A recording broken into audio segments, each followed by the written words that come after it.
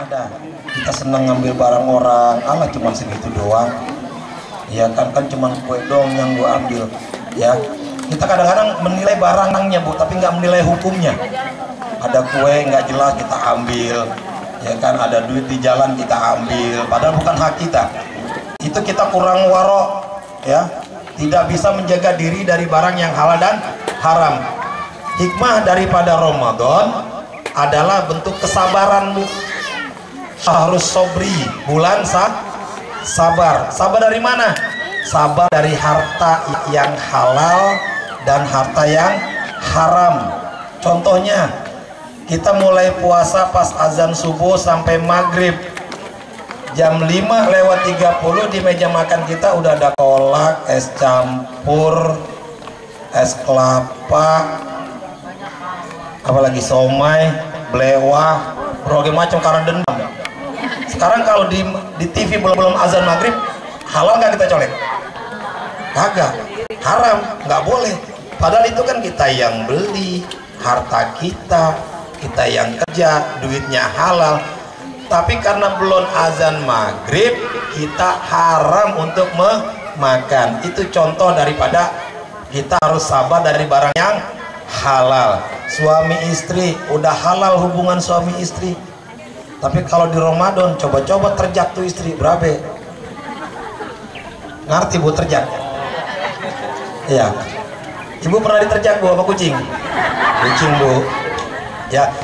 Istri itu halal buat kita, tapi tengari-ngari kita terjak, haram perbuatannya.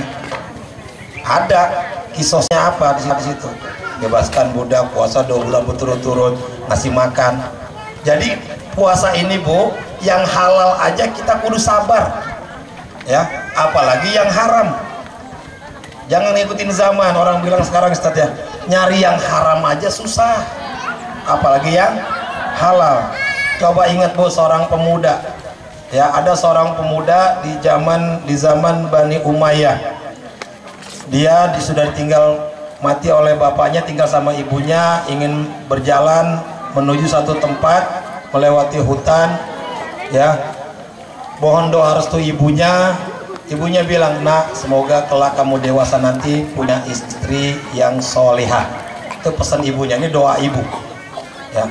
Jalan anak itu dengan ridho orang tuanya, sudah jalan berhari-hari, saking laparnya, ada di pinggir sungai, dia lewat, ada buah apel Bu, nganyut. Apel nganyut, lihat gede banget, udah berapa hari dia nggak makan, cuma minum air saja. Apelnya dia makan karena saking laparnya. Udah habis tuh apel dia makan, dia baru inget, astagfirullahaladzim ya Allah, ini bukan hak saya, ini apel pasti ada yang nanem ya nggak mungkin tahu-tahu ada apel di kali kayak begitu kalau nggak ada yang nanem. Pasti pohonnya nggak jauh dari pinggir kali. Coba kalau kita Bu nemu apel bagus banget, ngancam siapa yang punya, ntar malam gua alat ya Bu. Soalnya saya pernah kehilangan rambutan Bu, sepohon di belakang rumah. Pohon rambutan Cimacan yang rambutnya bulunya panjang tuh, airnya banyak, yang lotok. Saya udah ngancam nih, besok pagi saya mau petik, mau kirim buat adik saya di pesantren Jawa Timur. Paginya saya longok grepes, habis dialap orang.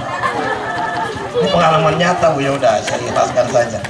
Nah, pemuda ini ngeliat ada apel itu dia makan, dia gini, jangan, ini pasti ada yang nanam nih.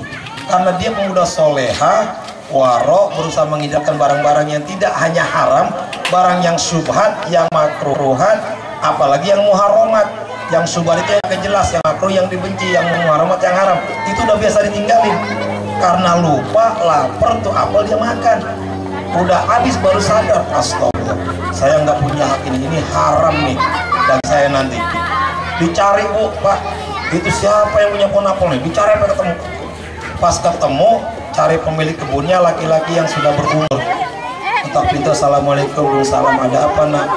Pak, saya mohon maaf. Yang punya kebun bingung, tumben ketemu minta maaf. Ada apa Tom? Kalau bahasa kita, ini Pak, saya mohon diikhlaskan. Ikhlaskan apa? Kita ketemu aja baru tumben. Lu anak mana? Anak roh bambu.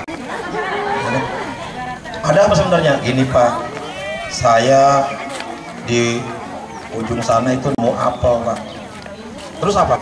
apelnya saya makan, kayaknya apelnya punya Pak.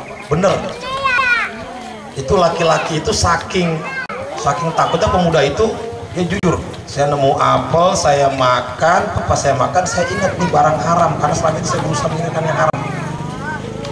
Bapak tua itu terenyuh, tumben amat gue nemu anak kayak begini. Jujur, yang ada juga pohon gue di orang-orang, ya kan, dianggap sama orang. Anak-anak kejujuran pemuda itu dites Bu, Pak, dites sama bapak-bapak ini.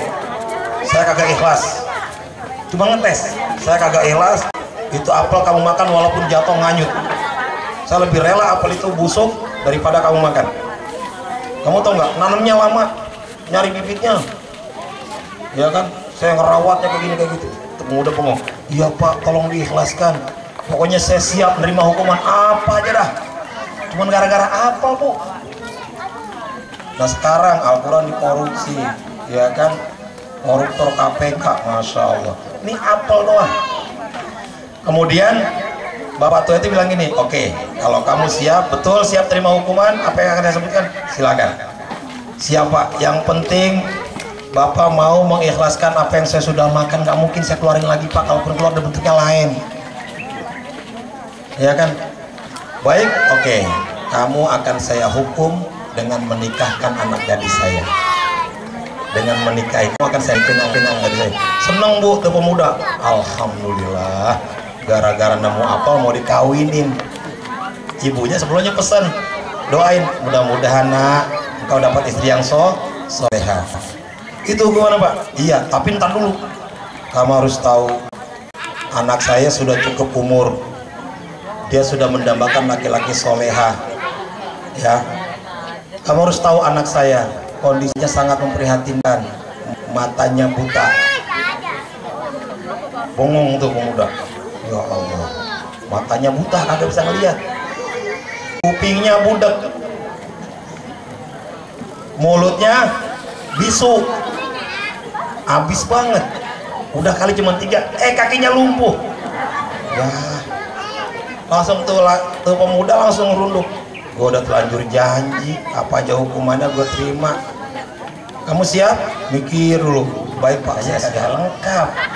Akhirnya Bu, menjelang hari H pernikahan, ya kan, ketika ada penghulu, ada orang tuanya, wanita itu nggak dihadirkan, tapi harinya di kamar. Selesai ijab kabul, bapak mertuanya ini bilang gini, Neng keluar Bu, sana.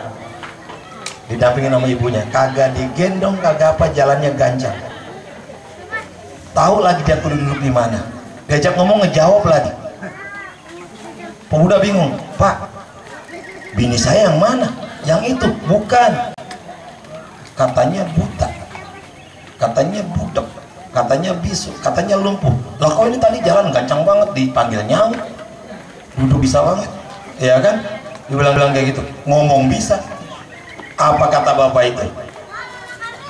Yang saya maksud dan saya rahasiakan selama ini adalah anak saya, putri saya, matanya buta dari barang-barang yang haram, nggak pernah yang namanya nonton infotainment di TV, ya, gosip artis kagak pernah, emang dulu belum ada TV, ya, nggak pernah ngomongin orang, nggak pernah ghibah, nggak kayak orang blosonoan. Di sini ada nggak Bu yang sering ghibah? Tahu Bu ghibah ngomongin orang? Bapak sering ghibah juga nggak? Ini pemahaman kita tentang ghibah ini salah, bahkan kurang lengkap. Dikatakan begini, atadruna mal ghibah? Tahukah kalian apa itu ghibah? Zikruka akhoka bima yakrahu. Yang namanya ghibah itu menyebut apa yang ada dalam diri saudara kamu yang tidak dia sukai. Nih Bu, menyebut, menyebarkan apa yang ada dalam diri saudara kita yang tidak dia sukai. Sekarang yang kita pahami, ghibah itu cuma nyeritain kejelekan orang. Sebenarnya ghibah nggak cuma di situ, menceritakan kebaikan orang yang dia sudah sembunyikan, kita ceritain juga sehingga dia merasa terbongkar kebaikannya, itu ghibah. Contoh, ada sisi A, ada satu masjid lagi dibangun, dia punya uang banyak, kemudian dia sedekah ke masjid itu diam-diam masuk rekening. Tiba-tiba panitia masjid cerita, ini masjid jadi setengahnya kan gara-gara bapak si A. Pada bapak si A itu udah ngumpet-ngumpet sedekahnya, agak mau supaya sedekahnya diketahui orang, karena sedekah itu kan sirro wa ala niyah, disembunyikan lebih bagus, di terang-terangan asal nggak ria juga boleh. Bapak itu mau ngambil yang utama. Kemudian tersebar di panitia, bapak hebat ya, saya dengar dari panitia yang terima bapak pengen nyumbang. Kecewa dia, panitia masjidnya dosa. Apapun yang namanya tidak disukai orang, baik kebaikannya apalagi keburukannya, itu namanya ghibah. Ramadan adalah bentuk kesabaran, sabar terhadap barang yang halal apalagi yang haram. Siap Bu ngindarin ghibah? Ya, insya Allah. Kalau ibu mau dikatakan berhasil dalam taklim ini, terapkan apa yang disampaikan baik oleh Ustadz Masud tadi maupun oleh saya dan juga nanti oleh guru kita. Ya, yang penting adalah adanya perubahan dalam diri kita.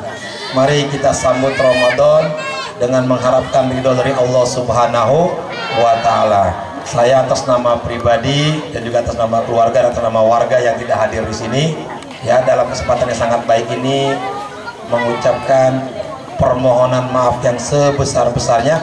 Mungkin saja ada kesalahan, ya mohon diikhlaskan, ada kekeliruan mohon dimaklumi. Mudah-mudahan Ramadan yang kita masuki benar-benar Ramadan yang membawa keberkahan, maghfirah dan rahmah bagi kita. Demikian, Allahu a'lamu bishawab, kurang lebihnya mohon maaf. Al-haqqu min rabbika fala takunanna minal mumtarin. Wabillahi taufiq wal hidayah wal afu minkum. Wassalamualaikum warahmatullahi wabarakatuh.